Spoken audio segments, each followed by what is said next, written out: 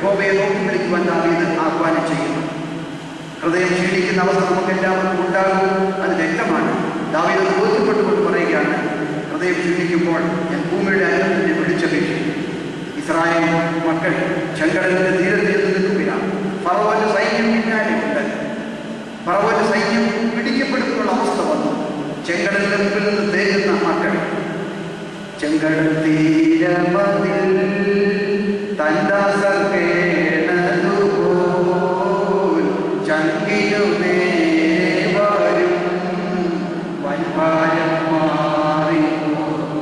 ചങ്കിനു നേരെ വരും വൻഭാരം മാറിപ്പോ. അവർ നിലവിളിച്ചു, അവരുടെ പ്രാർത്ഥന കേട്ടു. അതെ, കടലിനെ രണ്ടായി പുലർത്തി അവർക്ക് ഉണങ്ങി നിലത്ത് കൂടി അപ്പുറത്ത് പോകുവാൻ അവസരം കിട്ടി. ഫറവോന്റെ സൈന്യം കടലിൽ മുങ്ങിച്ചത്. പ്രിയപ്പെട്ടവരെ, ഞാൻ നിങ്ങൾ മനസ്സിലാക്കുക, ചെങ്കടലിനെ രണ്ടായി പുലർത്തി തന്നവൻ, ഉണങ്ങിയ നിലത്തുകൂടി തന്റെ മക്കളെ കടത്തിക്കൊണ്ടു പോയവൻ, അതെ, കാടപ്പക്ഷിയും മഞ്ഞായി കൊടുത്ത് തിരുതൃപ്തിയാക്കിയവൻ, അതെ, രാത്രി അഗ്നിസ്തംഭവും പകലിൽ മേഘസ്തംഭവുമായി തന്റെ മക്കളെ നടത്തിയവൻ. അവരുടെ കാര്യം നീങ്ങിയില്ല, അവരുടെ വഴി തെറ്റിയില്ല. അവരുടെ ജീവിത ആവശ്യങ്ങളിൽ മരുഭൂമിയിൽ 1-2 പേരെ നമ്മൾ മനസ്സിലാക്കണം. 600,000 കൂട്ടം, അവർക്ക് 6 ലക്ഷത്തോളം ആളുകൾ, അവർക്ക് കാടപ്പക്ഷിയും മഞ്ഞയും കൊടുത്ത് കാത്തുപരിപാലിച്ച ഒരു ദൈവം. ആ ദൈവം ഇന്നും ജീവിക്കുന്നു. ആ ദൈവം ഇന്നും ജീവിക്കുന്നു. എന്നെ ശക്തനാകുന്ന മുഖാന്തരം ഞാൻ സകലത്തിലും മതിയാകും. അവൻ ഇന്നും ജീവിക്കുന്നു.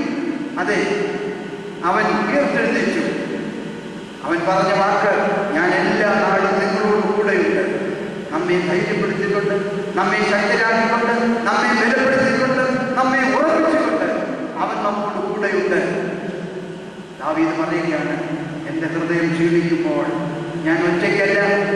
ദാവീദ് ആദ്യം പറഞ്ഞു, ഞാൻ വീട്ടിനുള്ളിൽ തനിച്ചിരിക്കുന്ന കുരുകിൽ പോലെയാകുന്നു ദാവീദ് പറഞ്ഞു. പിന്നെ ദാവീദ് പറഞ്ഞു, എന്ത്? എൻ്റെ ഹൃദയം ക്ഷീണിക്കുമ്പോൾ ഞാൻ ഭൂമിയുടെ അറ്റത്ത് നിന്ന് നിന്നെ വിളിച്ചപേക്ഷിക്കും. അപ്പോൾ നീ എന്നെ അത്യുന്നതമായ പാറയിലേക്ക് നടത്തും. അതെ, ഞാൻ കാലത്ത് ഉച്ചയ്ക്കും വൈകിട്ടും സങ്കടം ബോധിപ്പിച്ച് കരയും. അവൻ എൻ്റെ പ്രാർത്ഥന കേൾക്കും, അവൻ എൻ്റെ നിലവിളി കേൾക്കും. അതെ, നീതിമാന്റെ പ്രാർത്ഥനയ്ക്ക് അവന്റെ ചെവി തുറന്നിരിക്കുന്നു. പ്രിയപ്പെട്ടവരെ, എൻ്റെ വാക്കുകൾ ഞാൻ ഇവിടെ അവസാനിപ്പിക്കട്ടെ. എൻ്റെ ഹൃദയം ക്ഷീണിക്കുമ്പോൾ ഞാൻ ഭൂമിയുടെ അറ്റത്തു നിന്ന് നിന്നെ വിളിച്ചപേക്ഷിക്കും. നമ്മുടെ ഹൃദയം ക്ഷീണിക്കുന്ന സാഹചര്യങ്ങൾ നമ്മുടെ സാധാരണ ജീവിതത്തിൽ ഉണ്ടാകും. അവിടെ തളർന്നു പോകാതെ, നിരാശപ്പെട്ടു പോകാതെ മുന്നോട്ട് പോകുവാൻ, ചെങ്കടലിനെ ഭാവിച്ച കൂടെ ഉണ്ടെന്നുള്ള ബോധ്യത്തോടു കൂടി മുന്നോട്ട് പോകുവാൻ നമുക്ക് ധൈര്യമുണ്ടാവണം, വിശ്വാസമുണ്ടാവണം, നമുക്കതിനുള്ള പദ്ധതി ഉണ്ടാവണം. ദാവീദ് പറഞ്ഞത്, രഥങ്ങളിലും കുതിരകളിലും ആശ്രയിക്കുന്നു ചിലർ, ഞങ്ങളോ ഞങ്ങളുടെ ദൈവമായ യഹോവയുടെ നാമത്തെ കീർത്തിക്കും, അവന്റെ നാമത്തിൽ കൊടി ഉയർത്തും. അതുകൊണ്ട് രഥങ്ങളിലും കുതിരകളിലുള്ള ആശ്രയം, ആ ആശ്രയം അത് പലപ്പോഴും പരാജയമാണ്. എന്നാൽ ഞങ്ങളോ ഞങ്ങളുടെ ദൈവമായ യഹോവയുടെ നാമത്തെ കീർത്തിക്കും. അതുകൊണ്ട് നമ്മുടെ ജീവിതത്തിൻ്റെ ഏത് സാഹചര്യങ്ങളിലും, സന്തോഷത്തിലും സന്താപത്തിലും, ജീവിതത്തിൻ്റെ ഏത് പ്രതിസന്ധിയിലും ഉയരത്തിലേക്ക് നോക്കി വിളിക്കുവാൻ നമുക്ക് സാധിക്കണം. എൻ്റെ ഹൃദയം ക്ഷീണിക്കുമ്പോൾ ഞാൻ ഭൂമിയുടെ അറ്റത്തു നിന്ന് നിന്നെ വിളിച്ചപേക്ഷിക്കും. 61-ാം സങ്കീർത്തനം 1-2 വാക്യങ്ങൾ. ഇത് നമ്മുടെ ജീവിതത്തിൽ മറന്നു പോകാതെ നമ്മുടെ ഹൃദയത്തിൽ ആഴമായി നമുക്ക് സൂക്ഷിക്കാം. എൻ്റെ ഹൃദയം ക്ഷീണിക്കുമ്പോൾ ഞാൻ ഭൂമിയുടെ അറ്റത്തു നിന്ന് നിന്നെ വിളിച്ച് അപേക്ഷിക്കും. ദൈവം തമ്പുരാൻ ആ വിളി കേൾക്കും, പ്രാർത്ഥന ചെവിക്കൊള്ളും. നമ്മുടെ സങ്കടങ്ങളെ, ദുഃഖങ്ങളെ എല്ലാം പരിഹരിച്ച് ശാന്തിയും സമാധാനവും സന്തോഷവും നമുക്ക് നൽകി നമ്മളെ ബലവാന്മാരായും ശക്തന്മാരായും. ഞാൻ ആദ്യം പറഞ്ഞല്ലോ, മോശയെ കുറിച്ച് പറഞ്ഞു, യോബിനെ കുറിച്ച് പറഞ്ഞു, അതെ, ശക്തരായ ഏലിയാവിനെ കുറിച്ച് പറഞ്ഞു.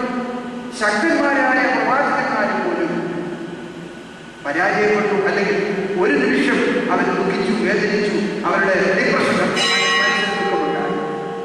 എന്നാൽ അത് മാറ്റുവാൻ അവർക്ക് കഴിയും. നമ്മുടെ ജീവിതത്തിൽ